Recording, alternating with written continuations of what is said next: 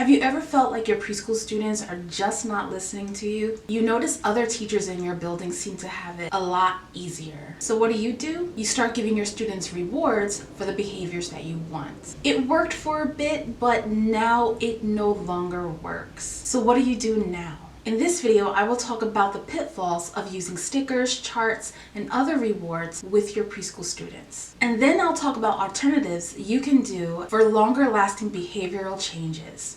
Stay tuned. So I was there, been there, done that. I've done the stickers, the charts, and the treasure boxes before. And all I can say that it was an endless cycle of rewards and various behaviors. Don't get me wrong, it worked for a little bit, but the problem was I didn't address the real reason why these things were happening in my classroom. In my master classes, I always use this image of a leaky faucet and with a bandage wrapped around it, because that's almost like what happens when you are using stickers, charts, and other kinds of rewards with your preschool students. A leaky faucet will continue to leak until it is properly addressed what is happening and why it is leaking. So that's just an image that I want you to kind of keep in your head when you go about doing these kind of strategies with your children. I'll be using stickers throughout the video, but I want you to think that when I'm saying stickers, I'm also talking about, behavior charts, and I'm also talking about treasure box goodies as well. So I want you to know that when you are using these stickers, they're at the most, the behavior and the lore of these items is temporary at best, because you think that, okay, it worked this time, so let me try it again, and then you try it again. Then after a while something starts to change, and I'll be getting into that in a little bit. The main thing is that you want to make sure that you are working to build a strong classroom management foundation. Classroom management doesn't begin when the struggles start happening. Classroom management is like the systems and the processes that you use in the classroom that will help you run the classroom more efficiently and more effectively. And what you do is you start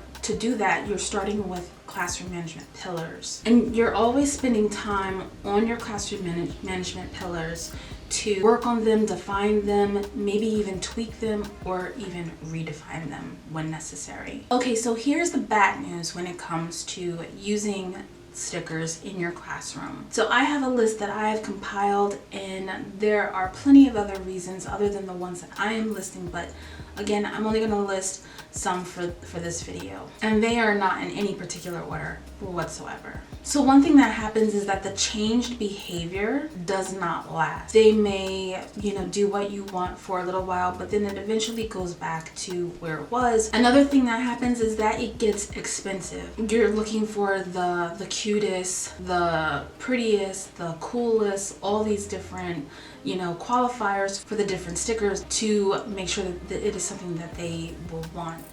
But ultimately, the cuter, the cooler, and that these things get, the more expensive that they get as well.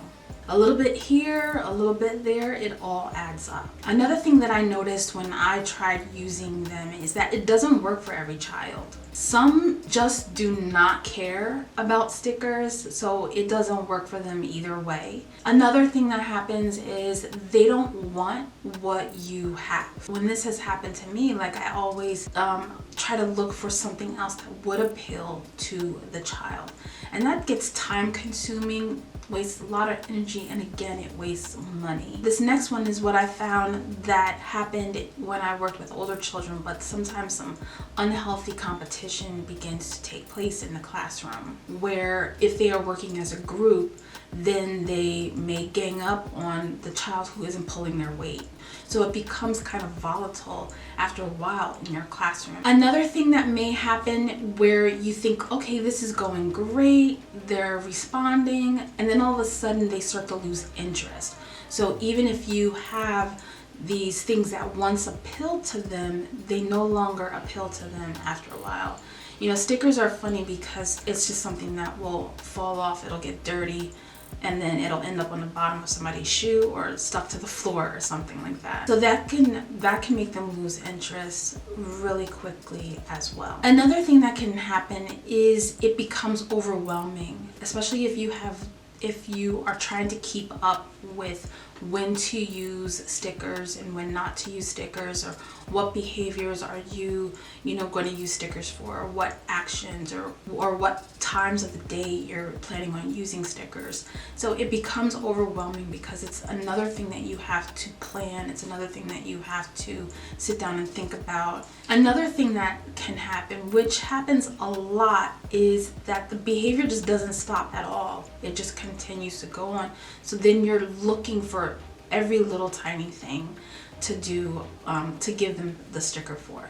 But for the most part, the behavior that really is the problem doesn't stop. Another thing that happens is the children begin to only do the behaviors that you want for the sticker. So I just want you to think about these things. And like I said, there are a lot of other reasons why using stickers is bad news in the classroom. The other thing that I wanted to mention before I go on is this video is not to come down on anyone who is using stickers currently. Like I said, I used them, at one point in the classroom. So I know, like, when you feel that you are out of ideas of how to rein in the classroom, that this seems like to be an easy quick fix. But I want to stress to you that quick fixes aren't long-lasting fixes. But these are just some of the things that I've learned from using it and why I stopped using them. But I do have some good news. Some good news is you can ease your way out of using these types of things with your students by making sure that you are just kind of like, for lack of a better word, weaning them off of getting the stickers.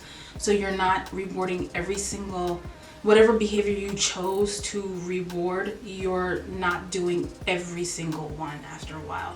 So you're kind of taking it away, and you're kind of taking it away so that it becomes them just doing it because they're doing it, because they know that they're supposed to do it. But what you want to do instead of or before you even go to stickers is what matters and what will offer longer lasting change in your classroom. And some of those things are focusing on your systems and your classroom management pillars, which I spoke a little bit about at the beginning of this video. Another thing that you want to focus on is your expectations for their behavior. I have another video that I talk exclusively about your expectations and what that could mean as far as like the behaviors that you are seeing, and take some of the pressure off of yourself and of them. So I'm gonna have that video in the cards for you to take a look at. And it's strictly about your expectations. The other thing that you can work on are your words and your actions. And this is a big thing that I want you to really think about, because sometimes we don't realize the things that we are saying kind of leaves it up to the children to interpret.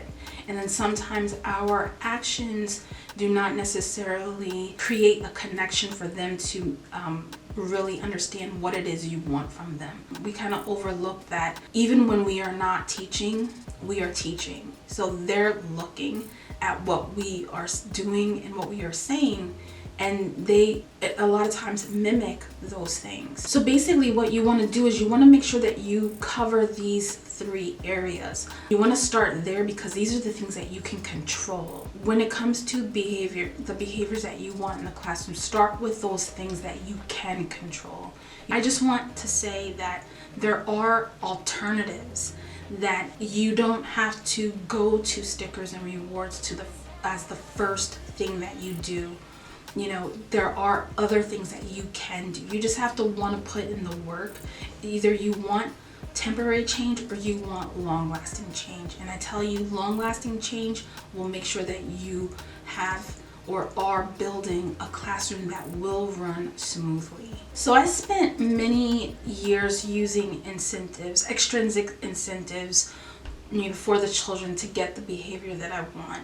So this is not coming from a finger pointing, kind of perspective. This is coming from having experienced the good, the bad, and the ugly of using those types of things. So again, I just want to state, you want to build your classroom management on something that is stronger and more sustainable than stickers. And make sure that you're always looking for answers in the things that you can control, then move outward to other types of things that you may want to try some other alternatives. So the bottom line, basically for this video, the bottom line is that classroom management does not equal stickers and rewards. They are not one and the same.